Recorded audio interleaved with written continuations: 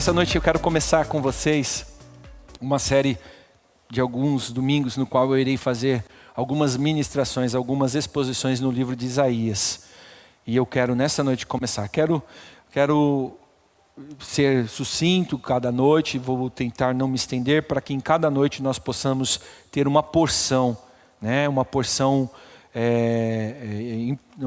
para cada noite dessas que iremos estudar nesses capítulos do livro de Isaías, que vão compreender do capítulo 40 até o capítulo 48. Mas a gente quero já desafiar você, nos próximos dias aí na sua casa, leia o livro de Isaías, e principalmente dos capítulos 40, onde começa, a última parte do livro de Isaías. O capítulo 40 vai até o capítulo 66, essa última parte do livro de Isaías, são as últimas partes dos escritos que foram achados, do profeta Isaías, e ela justamente vai tratar a respeito da visão que Deus deu ao profeta das coisas futuras, das coisas que haveriam de vir, e de promessas que Deus fez ao povo de Israel e que haveriam de se cumprir e que se cumpriram, porque o livro de Isaías é um dos livros que praticamente suas profecias todas se cumpriram.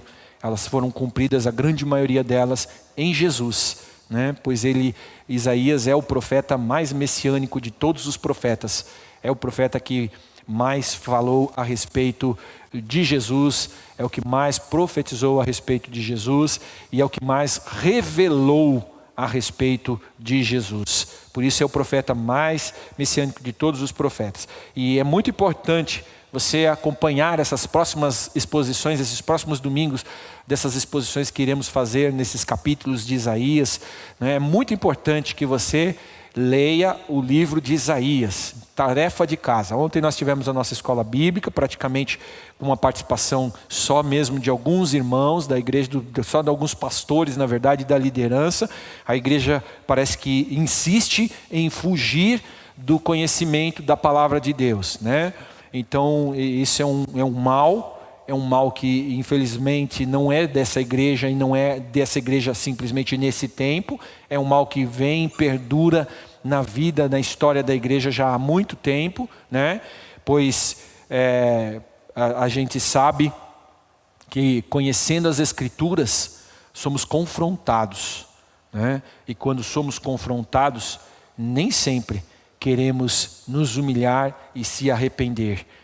Talvez por causa disso que muitas pessoas fujam de conhecer as Escrituras. E um outro ponto é, quando conhecemos as Escrituras, recebemos a responsabilidade de fazer com que o conhecimento que recebemos da parte de Deus chegue até outras pessoas. Somos responsáveis pela verdade que liberta. E muitas vezes nós não queremos esta responsabilidade. Para nós, a igreja está bom enquanto eu posso vir na igreja, saciar minha alma, saciar minhas ansiedades. Eu oro em função das minhas necessidades, eu oro em função das minhas necessidades. Enquanto Deus é simplesmente aquele que ouve, simplesmente como um psicólogo que está no céu para me ouvir. Está no céu para ouvir as minhas queixas, minhas reclamações, minhas necessidades, minhas ansiedades, E sabendo lá em algum lugar do universo chamado nossa mente, ele sabe que Deus é poderoso. E que Deus a qualquer momento pode liberar uma palavra e a sua história pode mudar, a sua realidade pode mudar. E só que parece que muitas vezes só buscamos isso da parte de Deus. Mas quando nós entramos e mergulhamos nas Escrituras Sagradas, nós vamos conhecer a Deus. Inclusive o livro de Isaías, boa parte vai justamente revelar esse Deus grandioso, poderoso, glorioso que é o nosso Deus. Que, como cantamos aqui hoje, abre caminhos num deserto. Faz brotar água no meio da terra seca. Esse é o Deus que servimos. Nada mudou. Ele continua sendo o mesmo. Por que você não está vendo? Por que os milagres não estão acontecendo? É sobre isso que nós vamos ver nesses próximos domingos, nessas exposições no livro de Isaías que vamos fazer. Porque nós vamos entender um pouco mais dessa relação que Deus nos deu o privilégio de desfrutarmos. Porque, irmão, não sei se você entendeu ainda. Não foste vós que escolhestes a Deus, mas Deus que escolhestes a vós. Deus tem escolhido você para um relacionamento com Ele, para uma vida íntima e particular com Ele. E aí entra um ponto muito importante. Como é que se desfruta de uma vida íntima e particular com Deus? Se a palavra de Deus vai nos dizer e vai nos revelar que sem santidade ninguém verá a Deus. Este vai ser o último texto que nós vamos ler hoje. Como é que nós desfrutamos dessa intimidade, desse relacionamento com Deus? E é sobre isso que nós vamos falar, porque é sobre isso que se trata todo o ministério do profeta Isaías. Ele foi designado a fazer o povo entender que fora do Senhor não há outro Deus. Que somente o Senhor é Deus. Que não adianta você colocar a sua fé em outro Deus ou em outro lugar, senão em Deus. Porque a fé, ela só tem um objetivo: fazer-nos conhecer a Deus, revelar Deus para nós e nos fazer acreditar em Deus e desfrutar do seu amor, da sua bondade, da sua misericórdia, das suas promessas, da sua fidelidade. E é sobre um pouco disso que nós vamos falar. Esse nome é chato de falar, Barry Webb. No seu livro, A Mensagem de Isaías, ele diz que ao estudar o livro do profeta Isaías, ele alçou um voo tão alto que viu a glória de Deus com um novo olhar. Ele viu este mundo e o lugar que ele ocupa neste mundo, e ele teve essa visão arrebatadora, compreendendo, né, a grandeza de Deus e sabendo que tudo o que ele tinha conquistado e tudo o que ele tinha de precioso na sua vida estava diretamente ligado à revelação de Deus na vida dele. Ele vai descrever que ao ler o livro de Isaías, ele vai descrever que ele compreendeu como Deus é poderoso para fazer das circunstâncias irreversíveis algo possível, das coisas imagináveis, inimagináveis, algo possível, algo real e verdadeiro. E tudo partiu da experiência dele com a palavra, a partir do momento em que ele deixa a palavra penetrar o seu coração. E aqui está um grande ponto para você começar a deixar a sua mente bem aberta para esses próximos domingos que iremos tratar a respeito destes capítulos do livro de Isaías. Deixe a palavra penetrar no seu coração. Se ouvires a voz do Senhor, não endureçais o seu coração. Deixa ela entrar, deixa ela penetrar. Se desvencilha de toda e qualquer apreensividade, ansiedade, ou de toda e qualquer cadeia. Se você não gosta muito de me ouvir pregando, se você não gosta muito do jeito que eu falo, do jeito que eu me expresso, eu quero te pedir um favor nesses próximos domingos. Se desvencilha disso. Ouve a palavra. 90% da minha pregação vai ser em cima dos textos bíblicos, das referências bíblicas. Então ouça a palavra. Deixe ela penetrar no seu coração. Porque não é o meu muito falar que vai realmente transformar a sua vida, mas é sim o ouvir da palavra de Deus. Até o capítulo 39 do livro de Isaías, né, o livro de Isaías trata, justamente até o capítulo 39, trata do período ativo do ministério do profeta, que vai compreender em torno de uns 40 anos. Isaías profetizou sobre o povo de Judá por uns 40 anos, né? E o tempo em que Isaías profetizou, o tempo em que Isaías teve o seu ministério ativo no meio do povo de Judá, né, era um tempo de pecado e injustiça, muito pecado, muita injustiça. né, e que por vezes oscilava com alguns momentos da presença abençoada de Deus, né? E geralmente esses momentos da presença abençoada de Deus eram os momentos em que Deus orientava o profeta a trazer alguma exortação, alguma direção, alguma palavra para o povo, né? A palavra diz que sem a profecia o povo se dispersa, né? E sem profetas, mesmo sem a profecia, sem a palavra de Deus atuando na nossa vida, nós somos seres corruptíveis, falíveis, pecadores, miseráveis. Não há como fazer nada diferente do mal, se não deixarmos a palavra entrar no nosso coração e nos reorientar no que diz respeito às nossas práticas. Então esse tempo do ministério de Isaías, ele vivia essas oscilações, né? Rotineiramente, normalmente, o povo vivia no pecado e na injustiça. Por acaso, irmãos, não é o que vemos hoje? Não é assim que vivemos hoje na nossa sociedade? A injustiça tomando conta, o pecado dominando, né? E muitas vezes o pecado se disfarçando em tantas práticas na vida da própria igreja. Essa dualidade de momentos nas atitudes e práticas do povo de Judá gera uma pergunta: de que maneira a corrupção poderá ser transformada algum dia em glória, pureza e produtividade espiritual?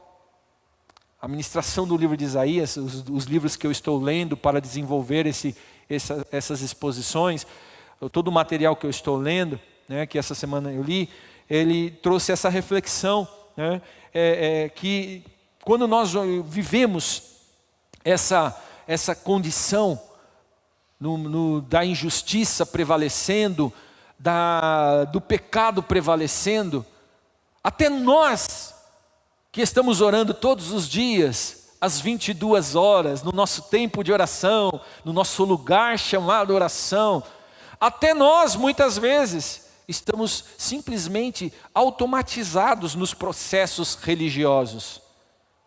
Nós simplesmente estamos fazendo no automático, não estamos sentindo o que estamos fazendo, porque da mesma forma que nós que estamos no altar da oração, que nós que estamos na igreja, que nós que estamos no corpo de Cristo, que fazemos parte do corpo de Cristo, até nós também, muitas vezes, estamos perguntando como é que esta corrupção poderá um dia ser transformada. É mais ou menos a visão que Deus deu a Ezequiel, um vale de ossos secos, e como é que eles podem ser transformados?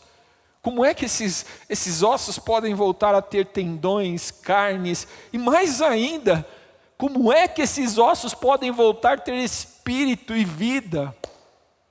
Se eles estão mortos nos seus pecados e nos seus delitos, né?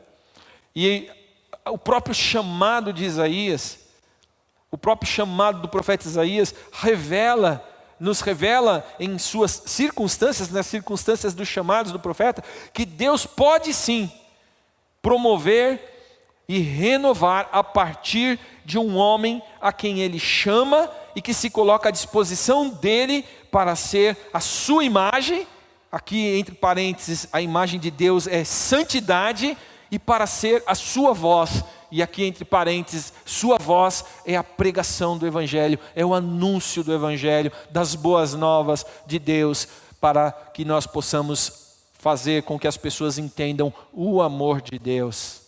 Então, dentro dessas circunstâncias do chamado de Isaías, que está lá registrado no capítulo 6, Isaías capítulo 6, versículo 5, ele diz assim: ai de mim, pois estou perdido, porque sou um homem de lábios impuros e habito no meio de um povo de impuros lábios. Os meus olhos viram o Rei, o Senhor dos exércitos. Aqui está a constatação de um estado de miserabilidade e pecado de um profeta.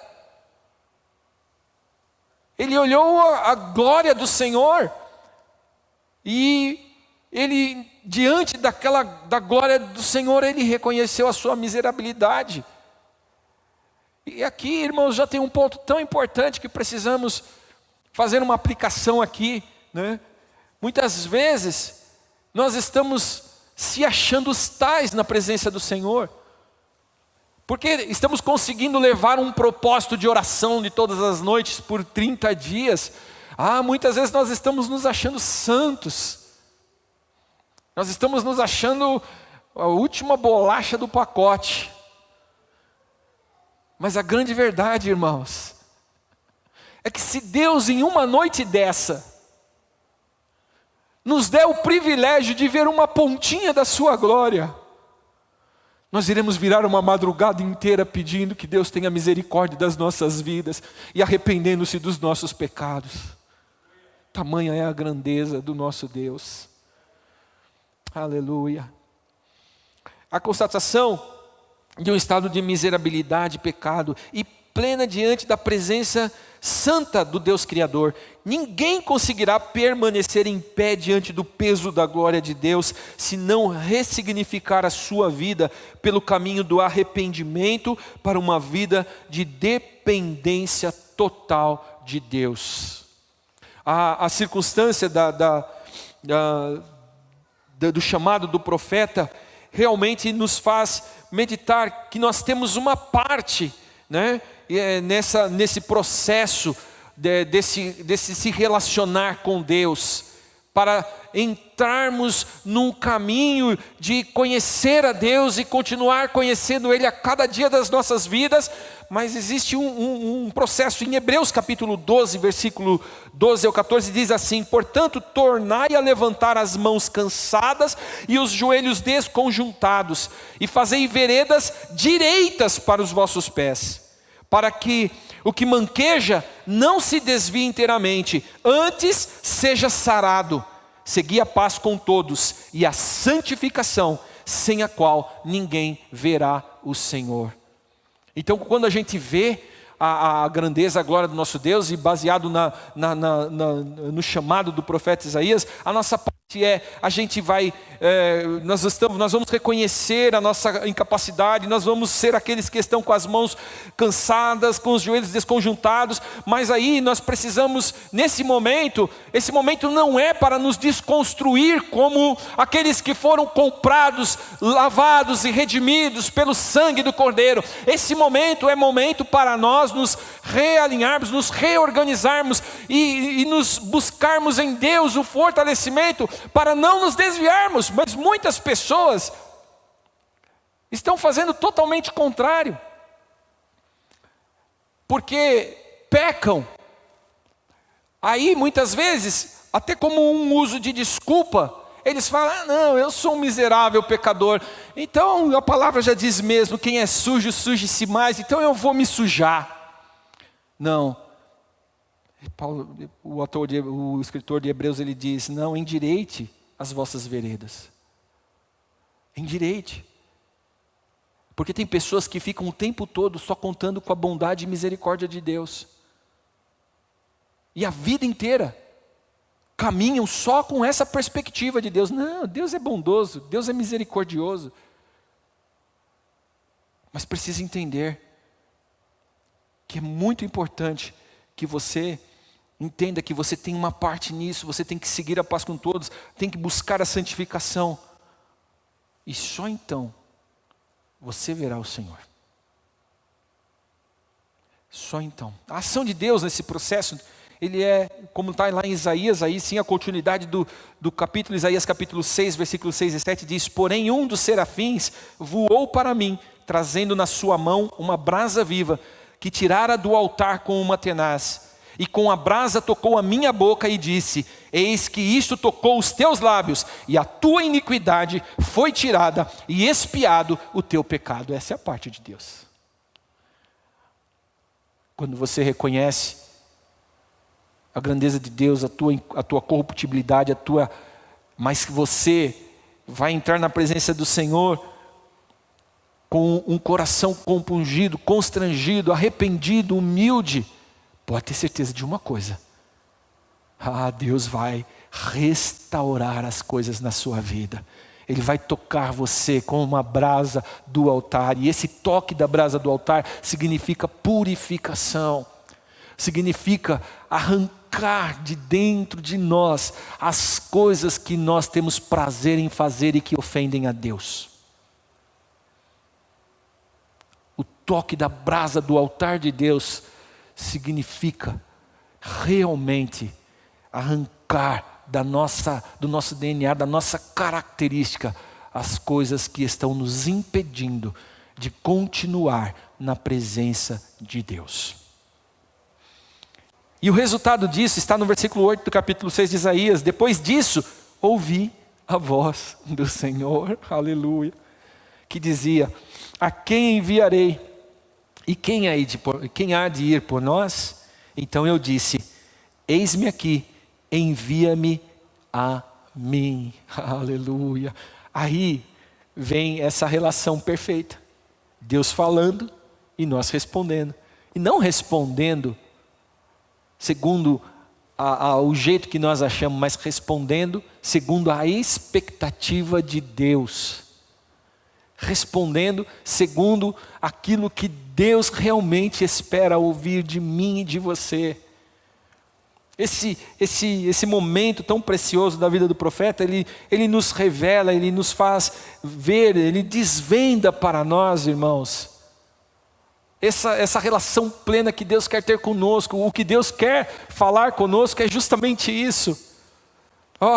Ele quer chegar em nós e Ele quer fazer-nos ouvir a voz dEle, dizendo: a quem enviarei? A quem eu enviarei, Elaine, para aquele vizinho lá da sua rua que precisa ouvir falar do meu amor? A quem eu enviarei para aquelas pessoas que precisam ser alcançados pelo trabalho de assistência dessa igreja? A quem eu enviarei para o bairro de São Miguel Paulista que precisa de alguém que pregue a minha palavra e que anuncie o evangelho neste lugar? Nessa relação, que Deus quer ouvir de nós é: eis-me aqui.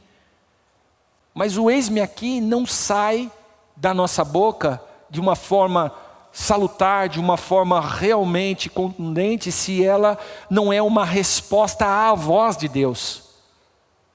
Se ela é uma resposta às nossas emoções, ela não é, na verdade, aquilo que vai trazer a solução para o problema ao qual Deus está apresentando. Mas se ela é uma resposta à voz de Deus, então ela vai trazer solução. Sabe por que ela vai trazer solução? Porque o fundamento desse trabalho é o poder de Deus, é a glória de Deus, é a autoridade do nome de Jesus. O resultado está pautado e fundamentado no projeto de Deus, no propósito de Deus.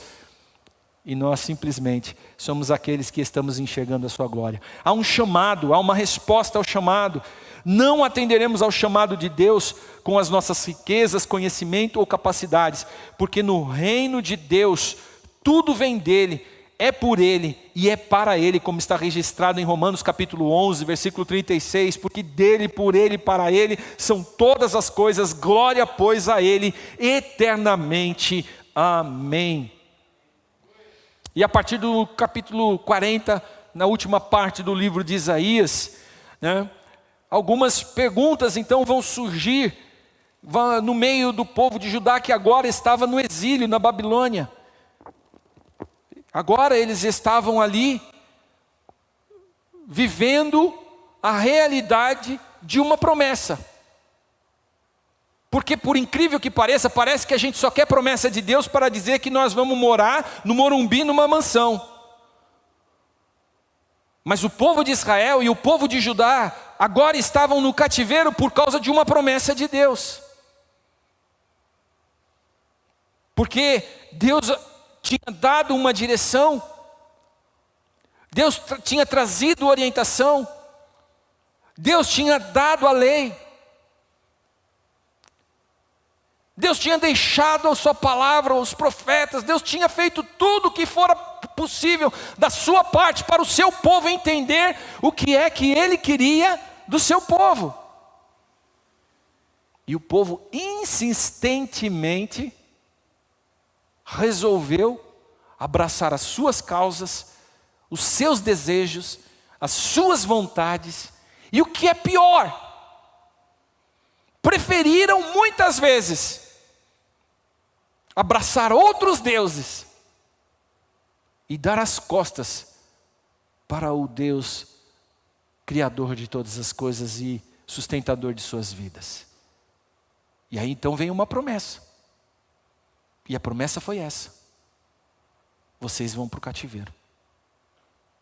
E é importante nós entendermos que essa promessa, ela vem não como uma vingança de Deus, mas é porque Deus só viu uma forma de realmente conseguir depurar o povo a quem Ele tinha escolhido para uma missão, para um propósito, o povo a quem Ele chamou. Deus agora precisava depurar aquele povo. A gente sabe, acompanhando as Escrituras Sagradas, que houve um momento na história desse povo, que Deus chegou às raias de dizer para Moisés: eu não suporto mais o pecado desse povo. Eu não aguento mais a forma que este povo me negligencia, me ofende, que este povo me trai. E através de um dos profetas, Deus vai chegar à loucura de chamar o povo de Israel de prostitutos, que simplesmente traíam a Ele com qualquer outra promessa falsa de outros deuses, de outras nações. E por isso Deus vai falar assim: então vocês vão chegar em um momento em que vocês vão entender que tudo que esse Deus, que lá atrás escolheu vocês, que mostrou com mão poderosa o poder, a grandeza dele, livrando vocês das mãos dos egípcios, vocês vão entender que esse Deus, que cada palavra que Ele falou através de um homem, através de um profeta, através de um rei, através de um sacerdote, através de uma mula, cada palavra que Ele falou se cumpriu. E é engraçado, irmãos, que na cultura judaica eles podem questionar muitas coisas, mas eles não questionam que Deus realmente falou tudo o que veio acontecendo na história do povo de Israel. Será que o exílio significa que Deus, aí eles, voltando um pouco antes, eles vão então passar pelo exílio, é o cumprimento da promessa de Deus, porque Deus vai ter que fazer isso para depurar o seu povo, para poder achar um remanescente dentro de toda a nação. Esse remanescente significa alguém que ainda está com o coração em condição de ouvir a voz de Deus e de dizer: eis-me aqui. Meu Deus. Faço ou não faço essa pergunta agora, Fábio? Se a voz de Deus está falando nesta igreja, se a voz de Deus está falando comigo, primeira pergunta é: eu estou ouvindo? Segunda pergunta é: como é que eu vou responder? Então, mas o problema é que muitas vezes, se nós não estamos atentos à voz de Deus, então esses momentos, que são determinações de Deus que muitas vezes vêm sobre nossa vida, quem garante que a Covid-19 não foi mandado por Deus? Não tenho dúvida, não posso afirmar isso. Deus não mandaria um mal desse sobre a terra, mas que Deus sabia que ele viria, Deus sabia que ele viria, e que de alguma forma Deus não interveio para que ele não viesse, e nós não sabemos. Quem sabe esse mal já era para ter sido difundido, alastrado na terra alguns anos antes, e Deus reteve. Mas agora, de repente, não tem mais como. Por quê? Porque nós vamos insistindo em fazer as coisas da maneira que ofende a Deus. E aí, quando nós nos olhamos no meio dessas pandemias, quando nós nos olhamos no meio da escravidão, como assim como o povo de Judá agora estava lá no exílio, as perguntas vêm: será que o exílio significa que Deus foi derrotado pelos babilônios? Ou que Deus não tem mais poder para perdoar os pecados do povo de Judá? Será que a vontade divina para Judá foi frustrada? Deus não seria então mais capaz de mudar a história de Judá? Então o plano de Deus acabou, foi frustrado, Deus não tem mais como mudar essa história. Judá escreveu a sua história de derrota, de fracasso. Teria que começar então Deus uma história nova a partir de um povo novo, como Ele queria fazer lá atrás com Moisés. Ele disse: Moisés, eu vou matar todo mundo, só vai ficar você e sua mulher, e a partir da sua semente eu vou gerar uma nova nação para mim. Claro que Deus ali, Ele queria provocar Moisés.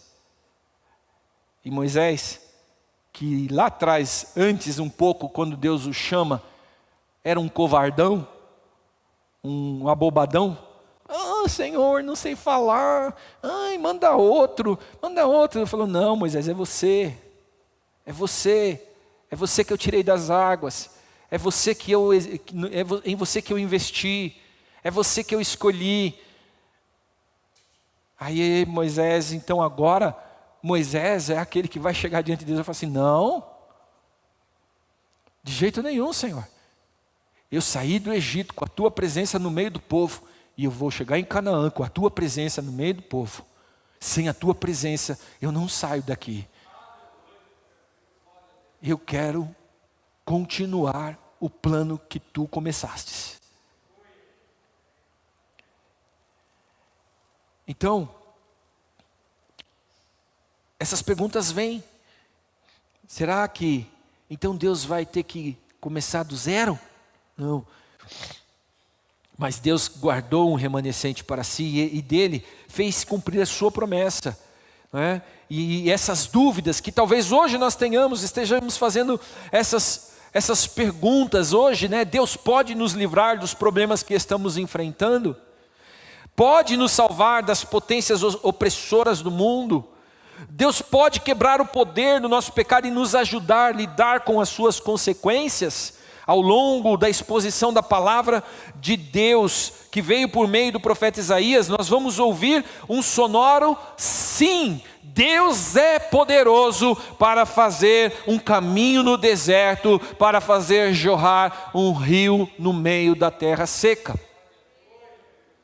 Haverá momentos em que a beleza das palavras do profeta nos deixará maravilhados, mas em outras ocasiões, a mensagem do profeta Isaías será penetrante e revelará os nossos pecados, e deverá nos colocar de joelho diante de um Deus santo, 3 vezes santo. E a visão da santidade de Deus, esta visão deverá nos convencer dos nossos pecados e nos motivar a confiar no Deus da nossa criação, para recebermos perdão, restauração e propósito de vida. A visão que precisamos ter quando mergulharmos nas Escrituras Sagradas tem que ser nessa direção.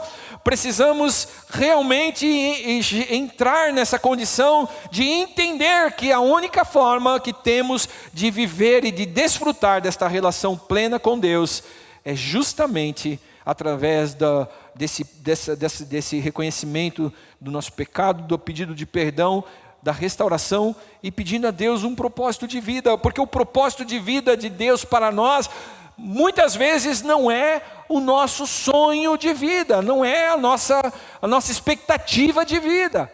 E por isso que hoje nós estamos vendo muitas igrejas atrofiarem, porque na verdade as igrejas, elas estão servindo de depósitos aonde as pessoas só estão querendo se autossaciar. onde as pessoas só estão querendo buscar o socorro e o abrigo de Deus. Mas é muito importante entender que quando você se aproximar de Deus, algo se revelará diante dos seus olhos. E você precisará ter uma atitude diante disto. E em Isaías capítulo 43, versículo 19 e 21, e aí nós entramos no começo da exposição desses primeiros 3 capítulos que vamos ver, o 40, 42 e o 43. Nesses 43, de 19 a 21, diz assim: pois estou prestes a realizar algo novo. Aqui está um ponto importante. Ele fala, estou prestes, né? Nós estamos aqui em meados dos anos 700, antes de Cristo. Ainda haveria de correr aproximadamente mais uns 700 anos até o advento do Messias, até o advento de Jesus. E aqui está um ponto que é muito importante, que nós precisamos conscientizar-se disso. O tempo de Deus não é o nosso tempo. Muitas pessoas hoje estão em dúvida a respeito do cumprimento da promessa de Deus para o nosso tempo, do arrebatamento da igreja. Muitas pessoas talvez estejam vivendo nesse tempo pensando, né, como eu vi esses dias escrito em um dos relatos que eu li, né? Mas já faz tanto tempo, né, que lá 2000 anos e pouco que falaram, que Jesus falou que eu estou indo preparar um lugar, né, para que onde eu esteja, vocês estejam comigo, e em breve eu voltarei. Já faz tanto tempo.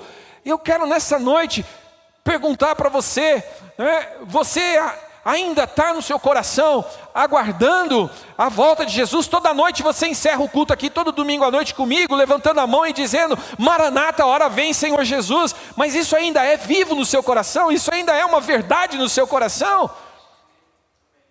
Porque o tempo, ele pode fazer duas coisas: ou criar homens e mulheres fiéis realmente a Deus, ou esmurecer a nossa fé. Por isso que é muito importante nós entendermos que ele vai dizer, eu vou fazer algo novo, né? Vejam, já comecei, não percebem? Abrirei um caminho no meio do deserto, farei rios na terra seca. Os animais selvagens nos campos me glorificarão, e também os chacais e as corujas, por lhes dar água no deserto. Sim, farei rios na terra seca, para que o meu povo escolhido se refresque. Formei este povo para mim mesmo, um dia ele me honrará perante o mundo. Diferente do que muitas pessoas podem imaginar, que nem nós cantamos, né? Esse hino que a gente canta ele com tanto vigor, né? Meu Deus é Deus de milagre, Deus de promessa, caminho no deserto, luz na escuridão, e a gente enche os pulmões e canta, né? Mas a verdade é que esta palavra aqui, ela não está se referindo a algo que Deus vai fazer por nós, mas sim algo que Deus vai fazer em nós. Esta promessa, ela está diretamente ligada a algo que Deus vai produzir em nós. O novo, quando Deus fala de novidade, está fundamentado na sua visão que é plena. Ele viu o passado, conhece o presente e planeja o futuro. Ele planeja o futuro para que nós, através da visão dele, através do conhecimento dele, através do poder dele, possamos cumprir os seus propósitos. Em Isaías 42, versículo 9 diz, tudo que profetizei se cumpriu, e agora profetizarei novamente, e lhes falarei do futuro antes que aconteça. Deus está querendo trazer através do seu povo, Deus está querendo fazer com que nós sejamos aqueles que conheçamos a sua vontade, conheçamos os seus propósitos, conheçamos os seus planos. Nós precisamos entender que o novo, esse caminho novo que Deus vem construindo em nossas vidas, não diz respeito a alguma coisa que nós iremos conquistar para a nossa vida aqui, para o nosso bem-estar, mas diz respeito àquilo que Ele está preparando para a glória futura daquele povo a quem Ele tem escolhido para morar no céu com Ele. Esse novo que ele está tratando aqui, este caminho que ele vai abrir. É claro que nós sabemos que aqui o profeta Isaías está falando do Messias, ele está falando de Jesus, né?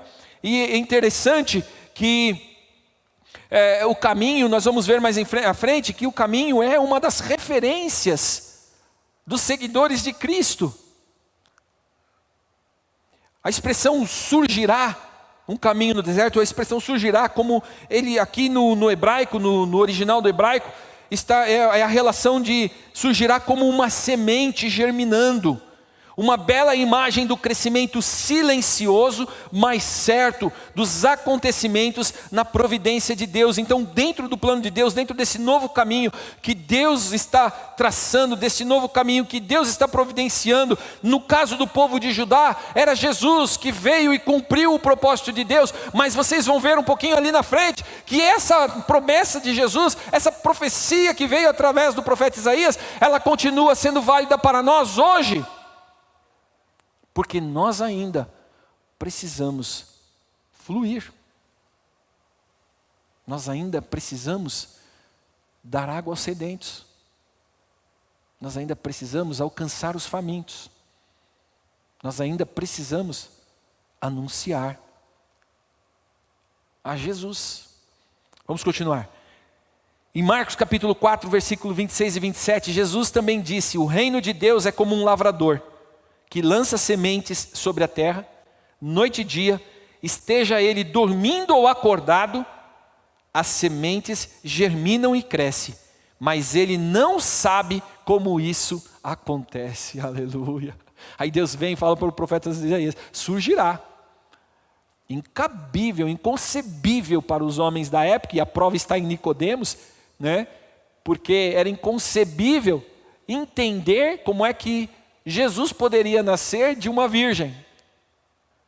Como é que uma virgem poderia dar à luz? Como é que o Espírito Santo poderia fecundar uma mulher para que então ela gerasse em seu ventre o filho do próprio Deus?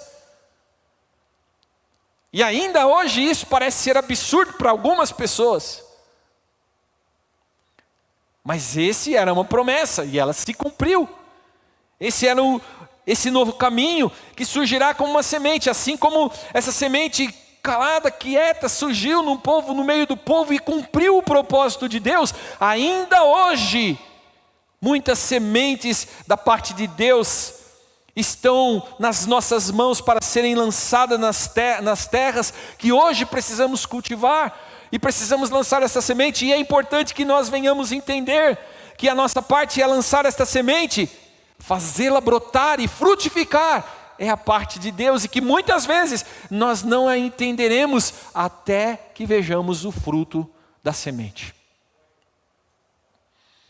O caminho no deserto faz referência ao fim de um caminho confuso e ao início de uma nova promessa para restaurar a esperança no coração de um povo abatido.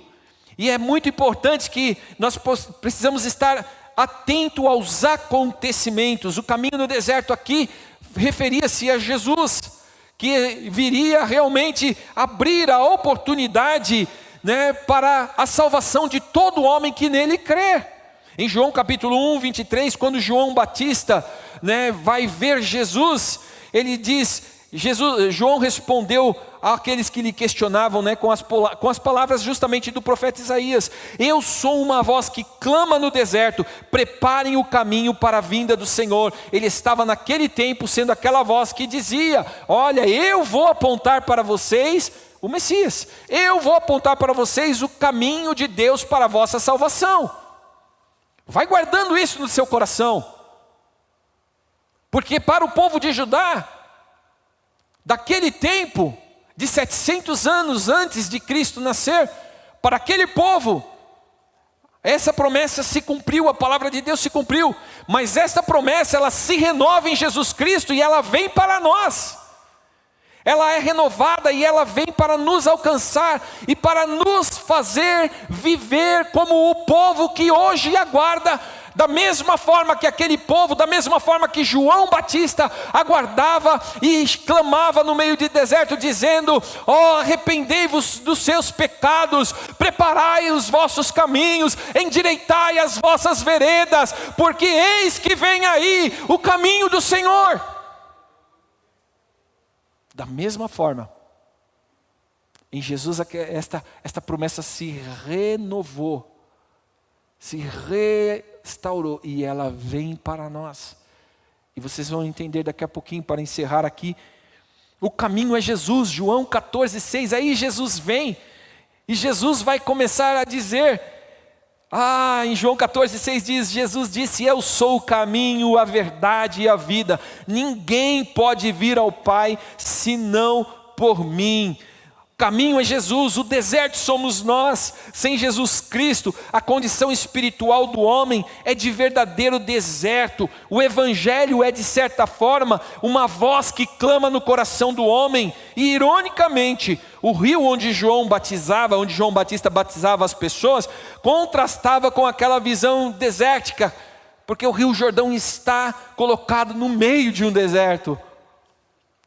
E João Batista estava ali batizando aqueles homens, e era a expressão, portanto o homem, ao receber o batismo do arrependimento nas águas, tinha o seu deserto inundado por um novo homem que agora estava saciado na sua sede. Ele era justamente esse caminho de deserto que Deus trouxe era um deserto perdido, uma pessoa que estava ali desnorteada, sem Deus, nos seus pecados e delitos mortos, mas daqui a pouco a providência de Deus o restaura e faz com que ele enxergue o caminho, ele enxergue a direção pela qual ele deve seguir, e hoje ele é saciado na sua sede, ele é saciado no seu interior. E aí, o complemento do versículo é: farei rios na terra seca. E aí então está o maior milagre que Deus fará em você. O maior milagre que Deus fará em nós é o maior milagre que Ele fez na vida do povo de Judá. Em João capítulo 7, versículo 37 e 38, está escrito: no último dia, o grande dia da festa, levantou-se Jesus e exclamou: se alguém tem sede, venha a mim e beba. E quem crer em mim, como diz as Escrituras, do seu interior fluirão rios de água viva. Aqui fecha a compreensão deste versículo. O caminho no deserto era Jesus. O caminho foi aberto. Nós andamos por este caminho.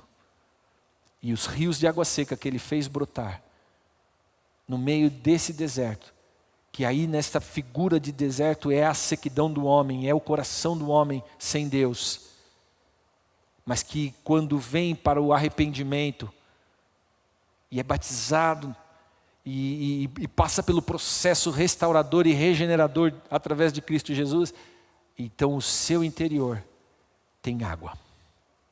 O seu interior tem o Espírito Santo, que é o simbolismo da água, e que a partir de então precisa jorrar. Essa ilustração que Jesus faz acontece justamente na festa dos tabernáculos. E aqui tem alguns pontos interessantes, eu vou ser bem rápido para concluir. Tem uns pontos muito interessantes aqui nessa ilustração, porque Jesus, na verdade, Ele está observando todas as liturgias da festa do tabernáculo. E uma das liturgias da festa do tabernáculo era justamente uma mudança que havia na liturgia da libação. Porque todos os dias pela manhã o sacerdote ele ia e derramava sobre o sacrifício, sobre os animais que estavam prontos para o sacrifício, ele derrubava vinho. E isso estava lá conforme a orientação que havia para a libação. Mas no tempo da festa dos tabernáculos, o vinho era substituído pela água.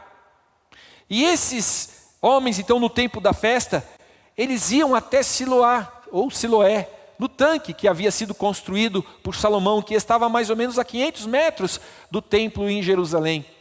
Então aqueles homens iam com os seus jarros buscar água no tanque de Siloé, Por que o tanque de Siloé tinha sido escolhido para isso? Porque era o único tanque que tinha água corrente ali. Salomão havia construído aquele tanque com um duto que captava a água que vinha das montanhas e corria, e então caía no tanque de Siloé, e o tanque de Siloé era construído de uma forma que tinha evasão para quando a água sobrepujasse ali uma altura, ela vazava, né? Hoje é as piscinas de borda infinita aí, né? Você vê, borda infinita já não é uma coisa de hoje, borda infinita já é uma coisa desde o tempo lá de Siloé lá. E aí então ela vazava aquela água, e a água então era sempre corrente. E isso aqui tem um simbolismo muito grande, desta água que vem e purifica o interior daquele tanque, e purifica.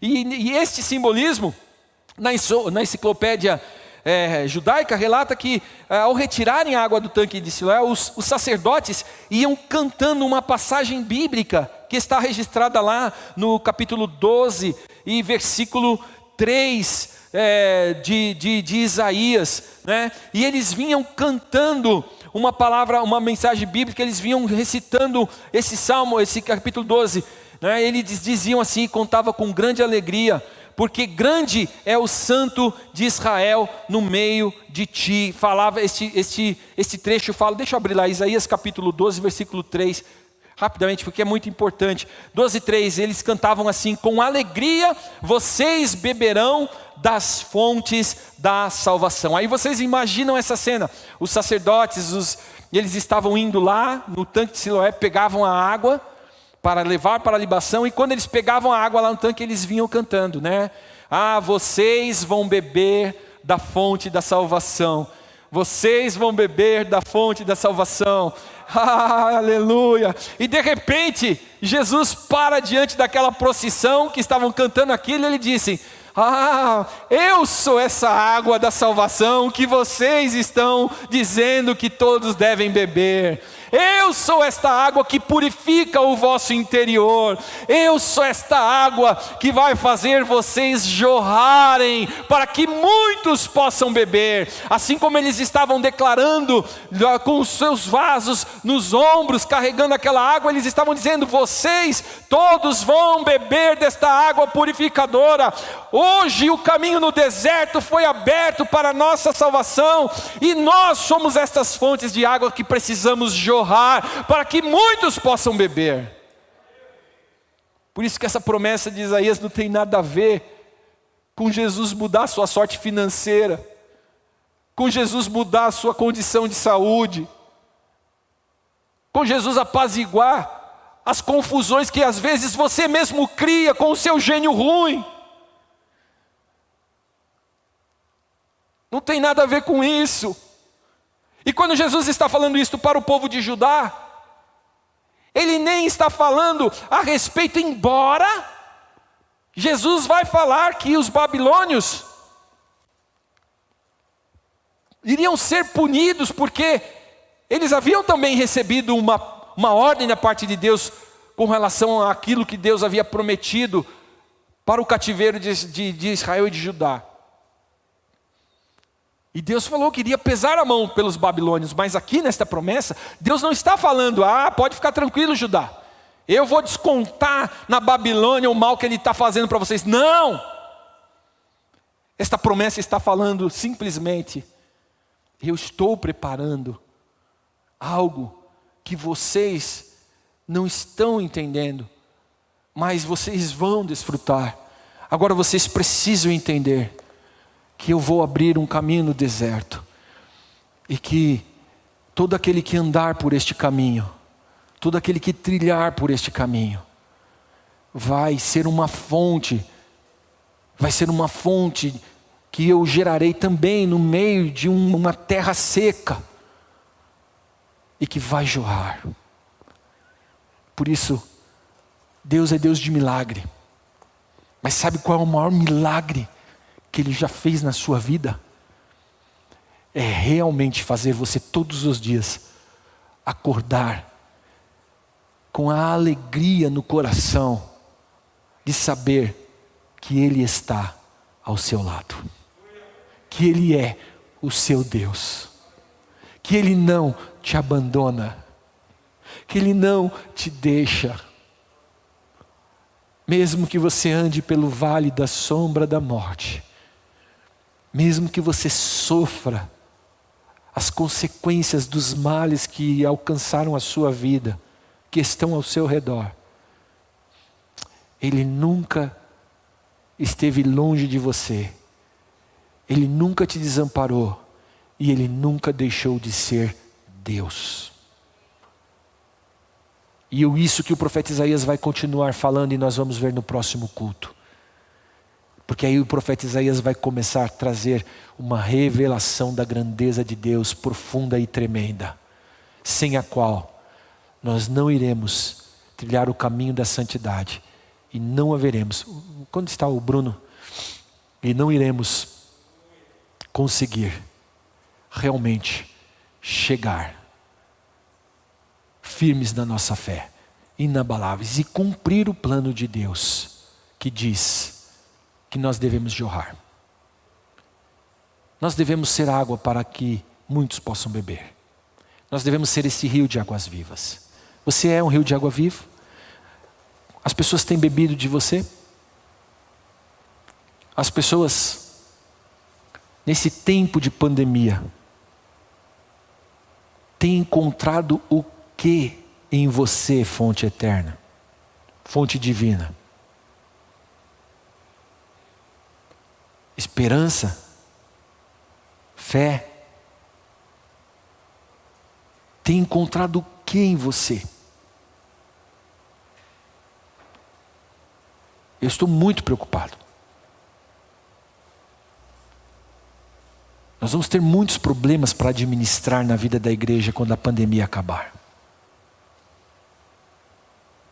E o maior deles é a frieza do coração de muitas pessoas. Não tem mais alegria de vir à casa do Senhor. Estão acostumados a fazer o culto do jeito que acham que deve ser.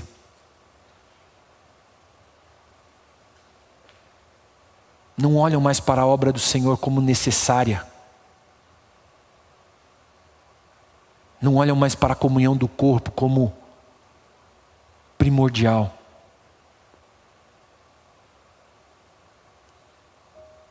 Estão construindo suas próprias liturgias. Deixa eu lhe falar uma coisa. Isso não é novidade. Já tem história igual aqui. E o fim dessa história foi deserto. O fim dessa história foi confusão. Foram vales de ossos secos. O fim dessa história é um povo que levava o nome do Deus mais poderoso, o único Deus, mas que agora estavam humilhados e envergonhados, subjugados por uma nação que se levantou a partir de uma ordem do próprio Deus.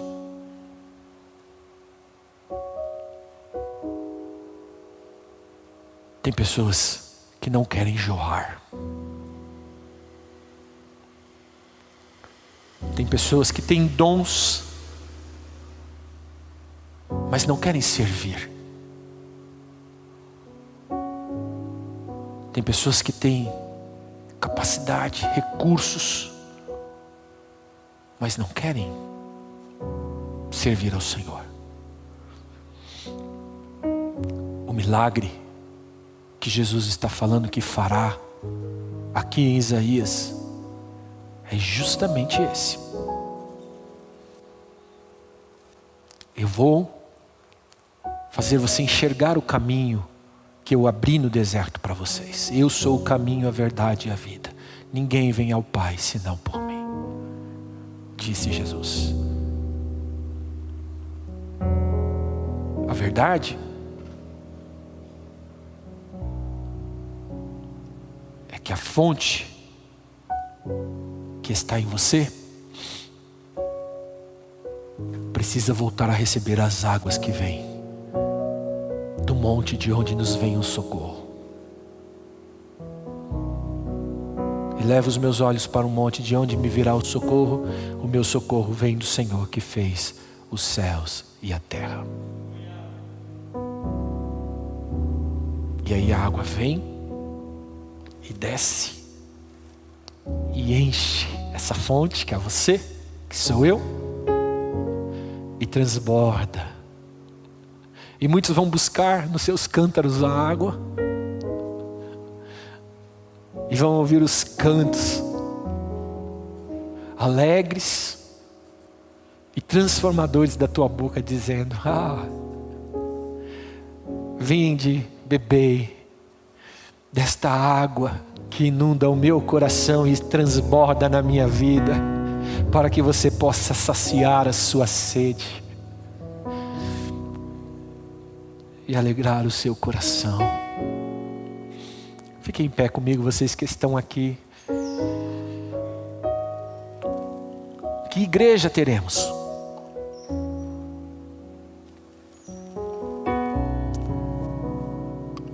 Porque a igreja da pandemia parece que algumas vezes está brigando pelos seus direitos de instituição.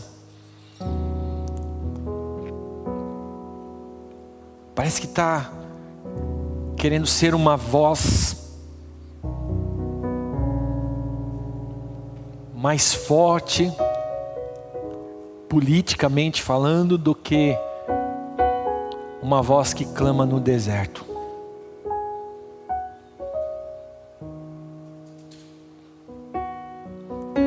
Que igreja teremos?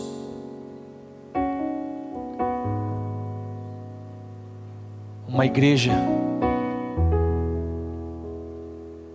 que enxerga os propósitos de Deus, porque Deus nos colocou na rua Domingos Massulo, número 170. Por que Deus nos colocou aqui? Porque Deus colocou você aqui.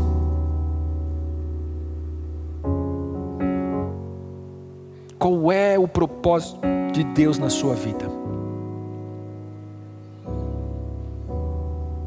Precisa jorrar. Você precisa jorrar. O tempo do exílio na Babilônia,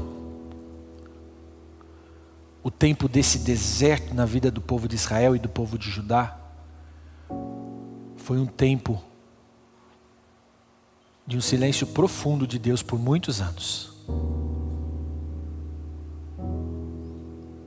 E eu quero, nesta noite, clamar a Deus, pedindo para que Deus volte a falar.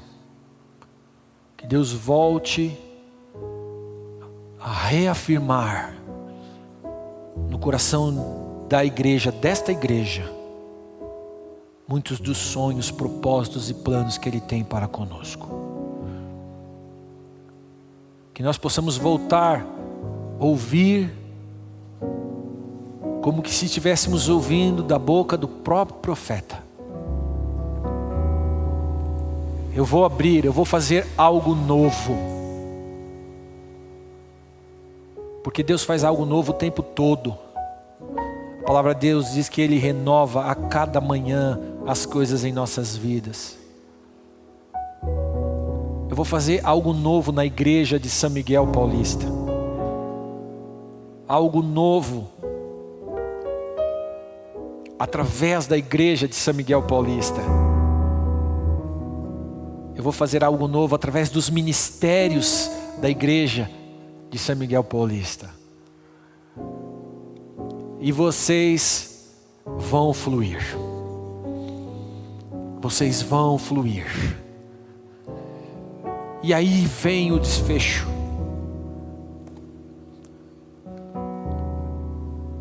Quem será o remanescente que vai ficar firme e cumprir os propósitos de Deus, os desígnios de Deus para a vida desta igreja? Tomara que Deus possa encontrar em mim, Alexandre, alguém em quem Ele possa realmente enxergar a condição de me usar. Que eu possa chegar ao final deste tempo de reflexão, pelo qual iremos passar e dizer: eis-me aqui, de uma forma realmente sincera, verdadeira.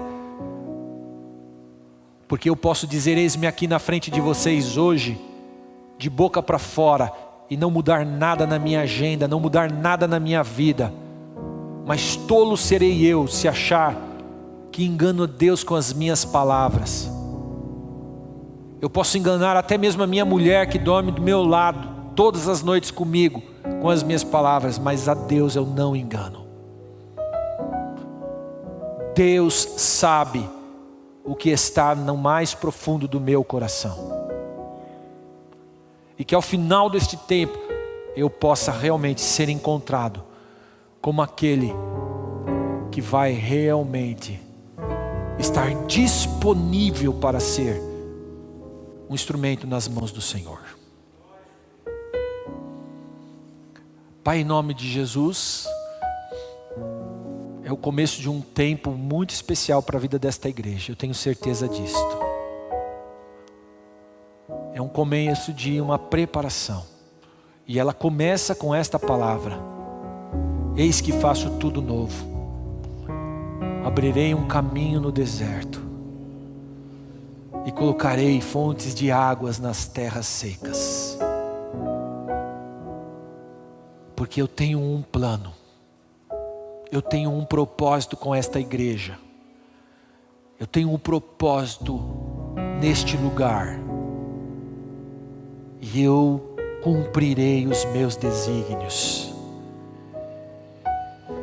Que o Senhor possa encontrar em nós pessoas que estão realmente ganhando através da experiência da Tua Palavra, da intimidade com a Tua Palavra, buscando uma visão plena e perfeita da grandeza de Deus. E ao encontrarmos esta visão, ao termos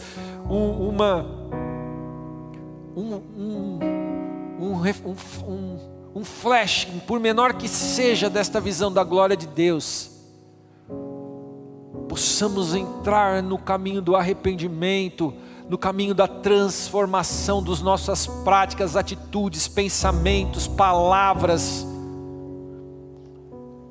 e possamos realmente ouvir a continuidade do chamado de Deus para nós. Porque no profeta Isaías, a voz veio, ele ouviu, ele caiu, prostrou-se aos seus pés, e então, a partir da visão plena do coração do profeta Isaías, que tu tivestes e compreendeste nele sinceridade, daquele prostrar-se diante de ti, e humildade para responder: eis-me aqui, envia-me a mim. Aí então tu continuastes a dizer para ele dos seus planos, dos seus propósitos, dos seus projetos, e ele foi capaz de dizer cada uma das palavras, mesmo que elas fossem de punição para o povo de Judá. Ele não temeu, ele foi à frente, ele foi adiante e cumpriu o propósito que tu tinhas na vida dele. Dessa mesma forma, possamos fazer isto, porque aí eu sei que aqueles que beberem do que está jorrando de mim, terão a sua sede saciada, não com promessas vãs, humanas, mas com promessas firmadas, no nome daquele que é todo poderoso, nome que é sobre todo nome, que tem poder para fazer muito mais do que eu posso imaginar. Em nome de Jesus, coloca esta igreja nas tuas mãos nesta noite, e te peço de todo o meu coração, que tu possas, ó Pai amado, completar este tempo na vida desta igreja. Oro pela vida, Senhor, da Aline e do Alaércio, abençoando o seu lar, seu casamento, como prometi que iria orar, Senhor, pedindo, Senhor, que a tua bênção se estabeleça, Senhor, no continuar, Senhor meu Deus, deste casal, Senhor.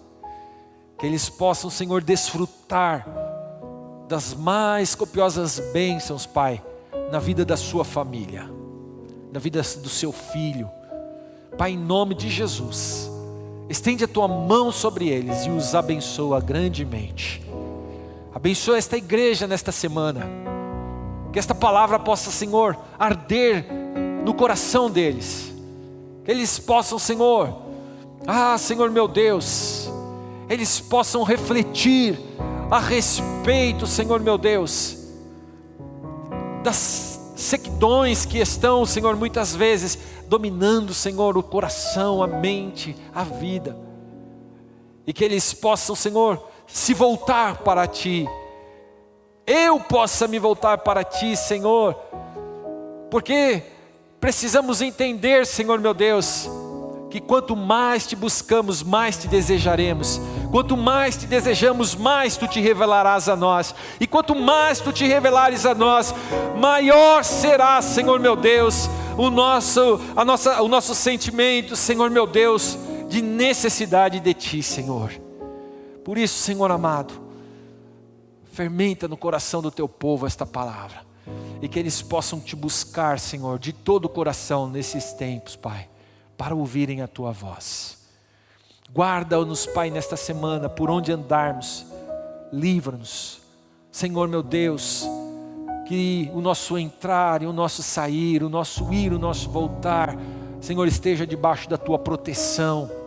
Senhor meu Deus, que nós possamos, Paizinho, ser luz no meio das trevas e sal nesta terra. Que possamos cumprir o Teu propósito, Senhor, e honrar e glorificar o Teu nome. Que, Senhor meu Deus, possamos nesta semana, Senhor, realmente ter uma experiência nova e perfeita contigo. Eu peço isso com um temor muito grande no meu coração. Muito grande. Porque eu sei, Deus, que a hora que Tu Te revelares e falar conosco, não terá mais volta. Não poderemos nos acovardar e nem nos amedrontar, mas precisaremos ficar firmes. Por isso, em nome de Jesus, eu abençoo o Teu povo e a Tua igreja. Em nome de Jesus. Que o grande amor de Deus, que a graça do nosso Senhor e Salvador Jesus Cristo, e a comunhão e a consolação do Espírito Santo, seja com todos, desde agora, para sempre. Amém. Muito obrigado vocês que estão presentes aqui juntos em comunhão. Vamos declarar a razão da nossa esperança. Juntos dizemos: Maranata, ora vem Senhor Jesus.